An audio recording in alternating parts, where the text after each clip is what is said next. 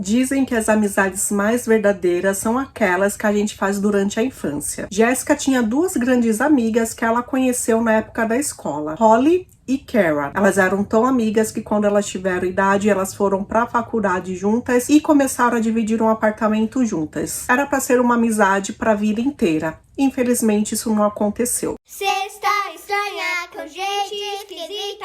Oi pessoal, tudo bem com vocês? Eu sou a Thaís Rory, sejam muito bem-vindos ao canal onde eu conto casos de histórias reais criminais algumas vezes por semana. Se você consome esse tipo de conteúdo, espero que você goste do vídeo. Se você já é de casa, seja muito bem-vindo. Vamos para o caso.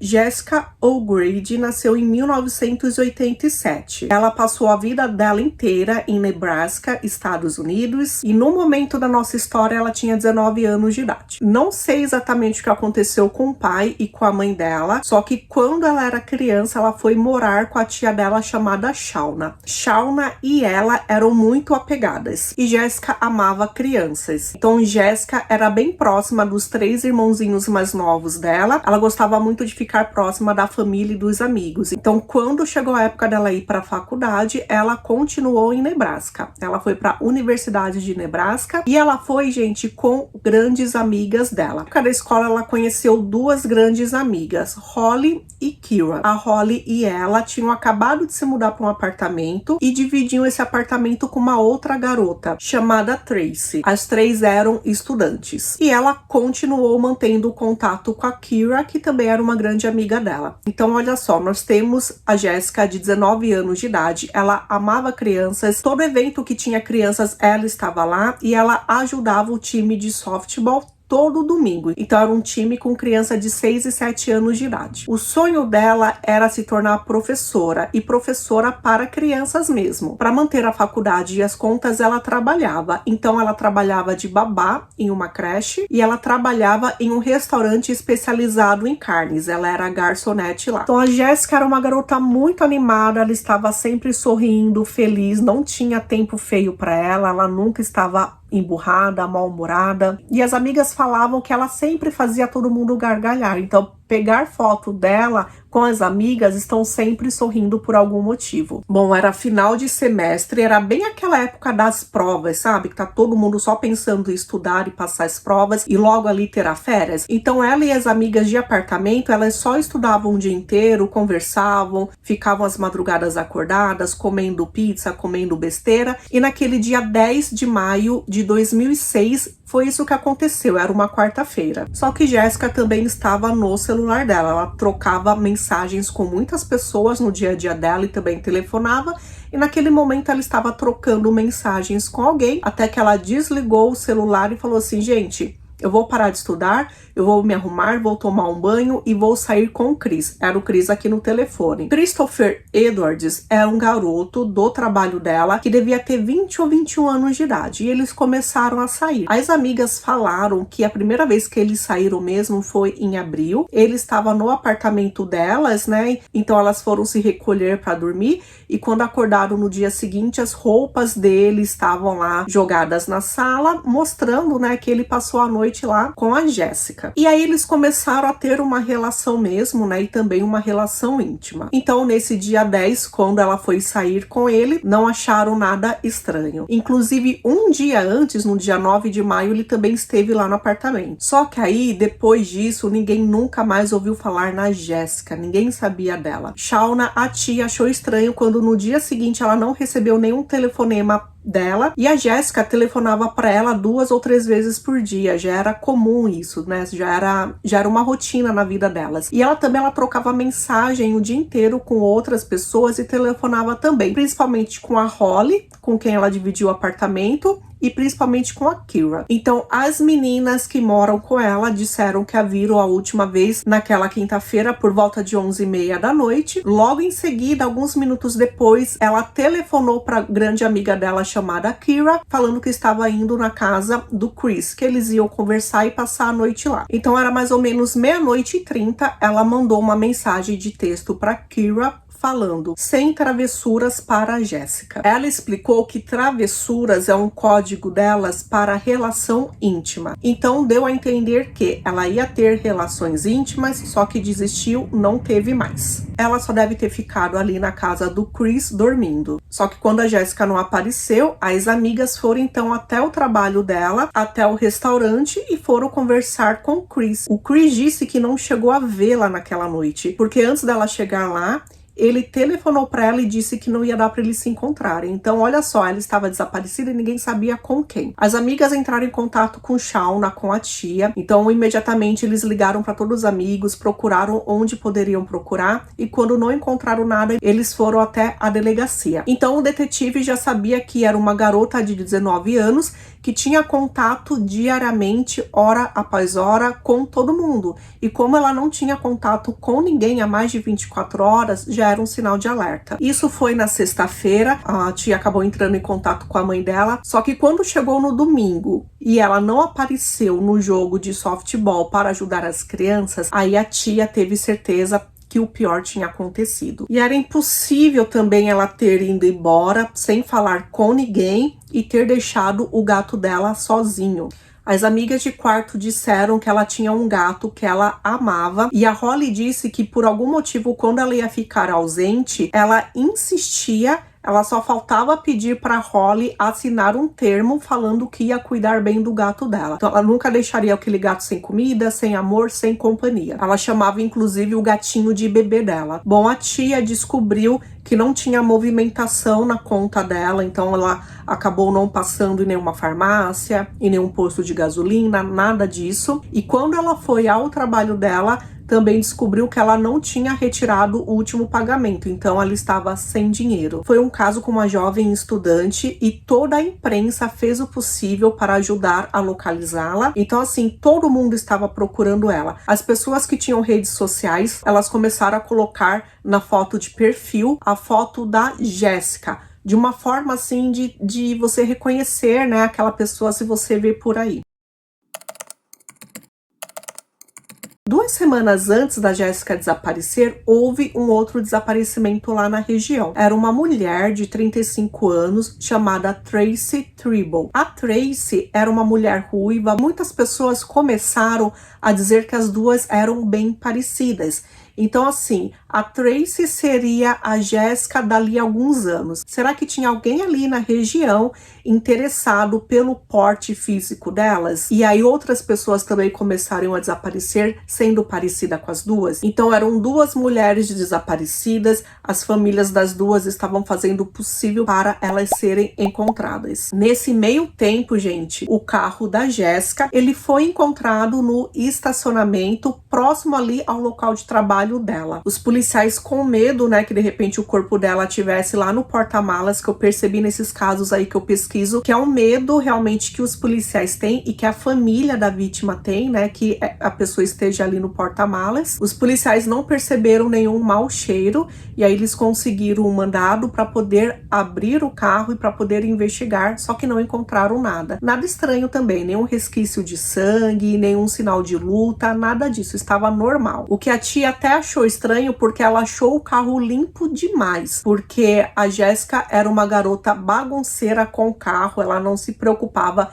em o carro estar limpo, organizado dentro, ela só ia jogando as coisas. Alguns dias depois, um corpo de uma mulher foi encontrado no rio Missouri. É um rio que fica perto ali, né, tanto de onde a Jéssica morava, quanto da Tracy morava. Então, assim, eles sabiam que o corpo poderia ser de uma ou de outra. E aí os testes, as investigações revelaram que o corpo era da Tracy. O caso da Tracy já é um caso solucionado, não teve relação com o que aconteceu com a Jéssica, então a gente descobre que não tem nenhuma relação entre o desaparecimento das duas, tá? Fica atento aí nas próximas semanas, que provavelmente o próximo vídeo será da história da Tracy Tribble. Fora isso, as investigações descobriram que houve um outro Chris na vida da Jéssica antes do Christopher Edwards. Era um homem chamado Chris Ryan, também a idade mais ou menos parecida, só que descobriram que esse Chris, ele era registrado como um abusador íntimo de mulheres. Só que assim, os policiais investigando mais descobriram que eles saíram uma única vez, aí não deve ter batido química e tal, e eles nunca mais se encontraram. Inclusive, quando entrevistaram o Chris Ryan, ele disse isso mesmo, que fazia semanas assim que eles não se viam, que eles não se falavam, e aí confirmaram o álibi dele, que ele estava no trabalho e depois ele foi para um bar encontrar com amigos, então tava tudo ok, ele não era um suspeito. Foram conversar com o Chris Edwards, com o namorado, então o Chris falou o seguinte, que ele passou a tarde num campo de golfe com os amigos, depois daquilo ele foi pro cinema, e aí depois ele telefonou pra Jéssica falando que não ia dar para eles se verem aquele dia. Então o álibi dele foi confirmado, né, ele também não era nenhum suspeito. O que perguntaram pra ele é se a Jéssica parecia um pouco desanimada, e ele falou que não, que ela parecia ser a mesma pessoa que ela era, só que ela estava de repente um pouco mais chateada porque recentemente ela tinha descoberto uma gravidez, ela estava grávida. Então aí os policiais começaram a achar se de repente ela não ficou assustada por ser uma jovem de 19 anos grávida e se de repente ela fugiu. Só que aí a família e as amigas que já sabiam, ela já tinha contado para a mãe, para a tia e para as amigas mais próximas,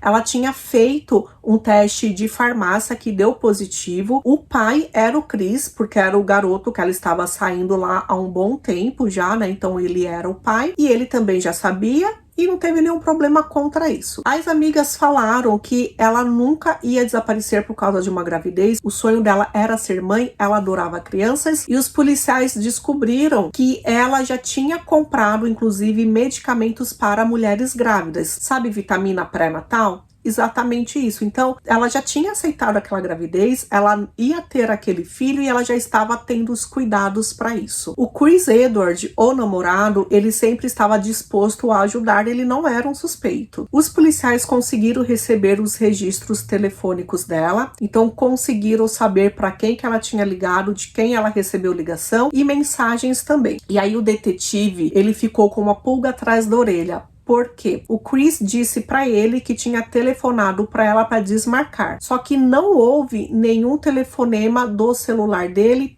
para o celular dela. Houve sim, naquela noite, 2 telefonemas dela para ele. E aí foi muito estranho também, porque no dia seguinte, né, ela desapareceu na quarta, na quinta-feira, mais ou menos 9 horas da manhã, ele mandou uma mensagem para ela perguntando, o que aconteceu que você não apareceu aqui? Eu achei estranho. Então, peraí, se ele tinha desmarcado o compromisso, como assim no dia seguinte ele ia perguntar por que ela não apareceu? Sabe assim, parecia meio um álibi forçado e mal feito. Então, os detetives foram lá novamente entrevistar e interrogar o Chris. Eles foram até a casa dele, então o Chris morava na casa dos tios, né, do tio e da tia, só que ele morava no porão. E era como se fosse uma casa independente lá. E era tão independente que tinha a porta do porão que ia direto pra rua. Então os tios não sabiam quando ele chegava, quando ele saía, quem ele levava para casa, sabe? Esse tipo de coisa. Era bem separadinho mesmo. Nesse momento que a imprensa descobriu que a polícia conseguiu um mandado para ir na casa do Chris, a imprensa já apareceu lá na porta e tinha um monte de jornalista. Era um caso bem conhecido na cidade. Os policiais entraram, o Chris não estava e eles conseguiram mais ou menos descobrir uma cena assim de horror lá dentro. Primeiro eles viram uma manchinha no colchão da cama dele. E aí eles viram mais ou menos umas gotículas de sangue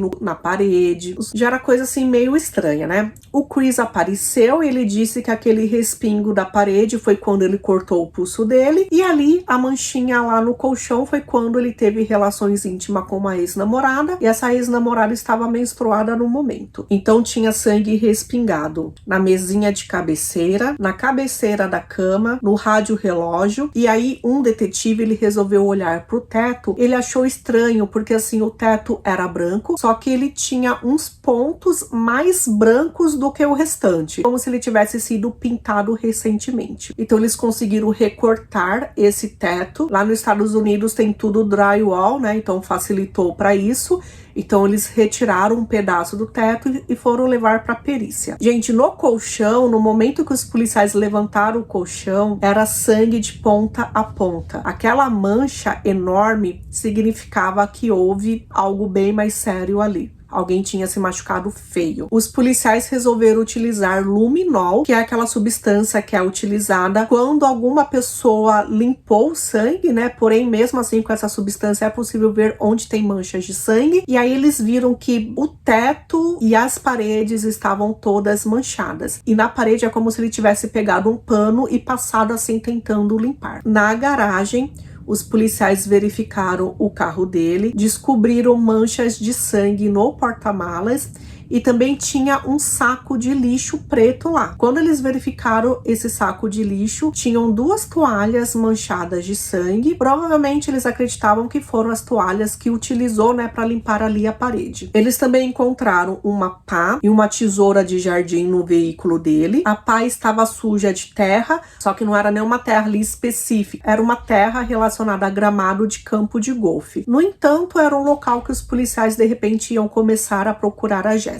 Também foi encontrada uma nota fiscal do Walgreens. O Walgreens lá nos Estados Unidos é uma mistura de farmácia com outras coisas de departamento, e essa nota continha 3 coisas interessantes que ele comprou: corretivo líquido branco, tinta para sapato branco e tinta guache branca, que eles acreditavam que foi isso que ele usou no teto para tentar esconder as manchas. Os policiais foram até o Walgreens. Essa loja dá para ir a pé, é apenas 1,5 km, e eles viram quando o Chris chega, compra essas coisas e sai. Bom, apesar de tudo isso que encontraram, não sabiam de quem que era aquele sangue, né? A Jéssica não foi encontrada, não prenderam o Chris. Enquanto isso, eles estavam procurando a Jéssica. Profissionais e voluntários ajudaram muito, foram mais de 150 voluntários, ninguém achou nada. Nebraska é um local que o detetive falou que dá sim para esconder muito bem um corpo. Bom, os policiais entraram em contato com os amigos do Chris e eles confirmaram que eles passaram a tarde no campo de golfe. À noite foram pro cinema e depois do cinema eles queriam ir para um outro local. Só que o Chris falou que não dava porque tinha que encontrar uma garota.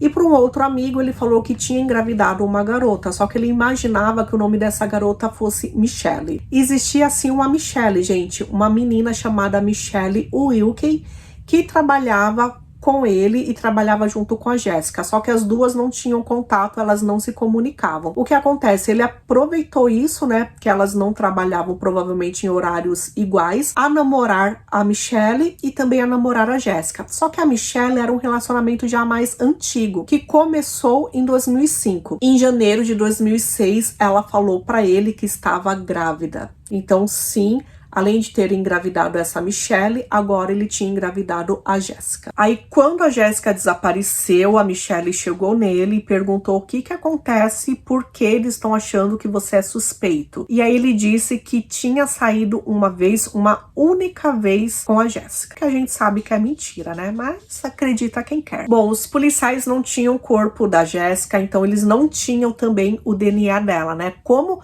comparar se toda aquela mancha encontrada lá na casa do Chris era realmente da Jéssica? Então eles entraram em contato com a Holly, que era amiga dela e que dividiu o apartamento, e pediu então para que ela pegasse algumas coisas, né, pessoais da Jéssica para entregar para eles. Então eles pegaram escova de dentes, escova de cabelo, pegaram um aparelhinho de barbear dela e pegaram também algumas roupas íntimas. Até que finalmente saiu o resultado. Então vamos lá, porque a lista é grande, gente. Então o DNA que estava no sangue, na cabeceira da cama, no teto, nas paredes, no porta-malas do carro, naquelas toalhas que estavam no lixo, no chão, tudo isso era da Jéssica. Fora isso, também eles pegaram um laptop dele e descobriram que às 2h26 da tarde do dia 9 de maio, ou seja, um dia antes dela desaparecer, ele estava procurando na internet coisas como artérias,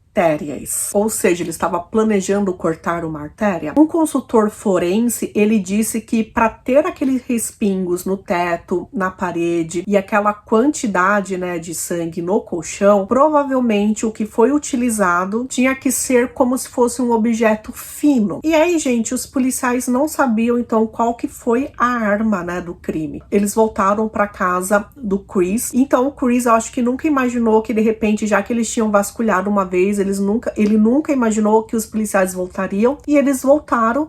E quando os policiais começaram então a procurar, eles acharam no armário do Chris, que não estava lá, que estava escondido em outro lugar, só que o Chris resolveu deixar lá, 2 espadas samurai. E as 2 estavam sujas de sangue. Os testes foram feitos nessas espadas e os sangues que tinham lá era da Jessica e o DNA encontrado no cabo da espada era do Chris. Finalmente, os promotores achavam que tinham o suficiente para abrir um caso e acusá-lo de ter tirado a vida da Jessica. O julgamento dele aconteceria em 2007 e antes de ter o julgamento, a promotoria então resolveu fazer um acordo com ele. Caso ele se considerasse culpado e mostrasse onde tinha deixado o corpo da Jessica, eles poderiam dar uma pena pequena, só que ele não concordou com isso, ele disse que ele era inocente, então ele não tinha nada o que mostrar. Então ele foi para julgamento em março de 2007 e ele foi considerado culpado de ter tirado a vida dela quando não há intenção de matar. Os promotores, eles montaram o que eles acreditavam, né? Eles montaram o quê? Ele já tinha uma namorada que estava grávida e ele tinha acabado de engravidar a outra namorada, a Jessica, e naquele dia eles se encontraram, por algum motivo eles começaram a ter uma relação íntima e por algum motivo ela não quis, tanto que ela mandou aquela mensagem para amiga e aí eles ficaram lá só dormindo. Ela começou a dormir, ele não. Então ele deve ter parado para pensar, puxa, ela tá grávida, eu tenho outra namorada, eu já tinha até falado de casamento para minha outra namorada, o que eu vou fazer? E aí ele pegou uma espada que ele tinha lá e acabou fazendo o que fez e desapareceu com o corpo dela. Ele recebeu, gente, a pena de 100 anos de prisão. 80 anos por ter tirado a vida dela e mais 20 anos por portar uma arma mortal, que no caso foi a espada. Claro que com uma pena dessa, né, ele não sairá vivo, tá? Ele não terá direito a condicional. É uma pena direta de 100 anos. Aí, gente, vocês concordam comigo que a equipe forense, a equipe de perícia criminal fez um bom trabalho, né? O chefe do CSI daquele condado, chamado David, ele resolveu um caso também em maio de 2006. Foi o caso da morte de um casal de fazendeiros e aí ele descobriu o DNA das 2 vítimas em um rifle de 2 primos. Mais tarde, outros 2 jovens que moravam em um outro estado foram presos e confirmaram que eles eram responsáveis pelo que aconteceu com o casal de fazendeiro. Então, assim, como que o DNA das vítimas chegou no rifle desses primos, né? Então, estavam acusando o David, o diretor do CSI, de ter pego o DNA do casal e colocado nesse rifle. Ele plantou uma prova falsa e por causa disso ele seria julgado. Em 2010 ele foi a julgamento e ele recebeu uma pena de 20 meses até 4 anos de prisão e o juiz do caso disse que ele é uma vergonha para toda a associação. Então, assim, eles têm que fazer essa limpeza da maçã podre. De tempos em tempos, se eles descobrem se alguém é errado, está fazendo coisa errada, eles têm que punir. David, ele ficou o tempo máximo, ele ficou 4 anos preso. Em 2014 ele foi solto e ele ainda se diz inocente, que ele não plantou nada. Em 2006, quando aconteceu esse fato, foi o mesmo ano do caso da Jessica. Então o Chris entrou com um processo pedindo para anular o julgamento dele ou diminuir a pena, porque ele queria falar que também as provas foram plantadas no caso dele e eram provas de mentira. Só que aí o juiz verificou o caso dele, né, e viu que aquelas provas eram bem concretas, né? Por exemplo, o colchão, como que você vai fazer aquilo com o colchão? Então, nesse caso, o juiz ele não aceitou. Em outubro de 2011, houve uma pista de onde estava o corpo da Jessica, né? No caso, os restos mortais. Falaram que na época que ela desapareceu, a família, os tios do Chris estavam construindo um muro e tinha então concreto lá na região. Eles acreditavam que era um determinado local. Cães farejadores foram levados e eles meio que indicaram que tinha um corpo lá e um arqueólogo também disse que tinha um corpo ou restos mortais lá. Só que quando eles quebraram tudo, não encontraram nada. Foi um alarme falso. Bom, esse caso foi solucionado, só que o Chris é um garoto pequeno, é um homem pequeno, então eles não acreditavam como que ele ia acabar levando a Jéssica sem vida até o carro dele e depois, né, jogado, enfim, onde ele jogou. Eles acreditam que de repente há ajuda de uma outra pessoa. Só que essa pessoa, assim, nunca foi relacionada, nunca foi falada se teve ajuda de alguém, então não tem como provar nada. E aí, se a gente for pensar, o carro dela também foi deixado no estacionamento perto do trabalho deles, né? Pode ser que uma outra pessoa também tenha deixado lá. Só que aí não foi encontrado digital, DNA diferente, nada. Então esse é o caso de hoje, né, gente? O caso, assim, cheio de fios soltos que eles vão entrelaçando, né? A gente vai falando de outras histórias. Essa semana fica de olho aí, ou nos próximos dias, que teremos o caso da Tracy Tribble e também teremos o caso dessa família aqui de fazendeiro que eu falei pra vocês, tá? Então, aproveitando todos os próximos casos aí, eles estarão interligados. Muito obrigada pela presença de vocês. A gente se vê, então, num próximo caso, tá bom? Tchau, tchau.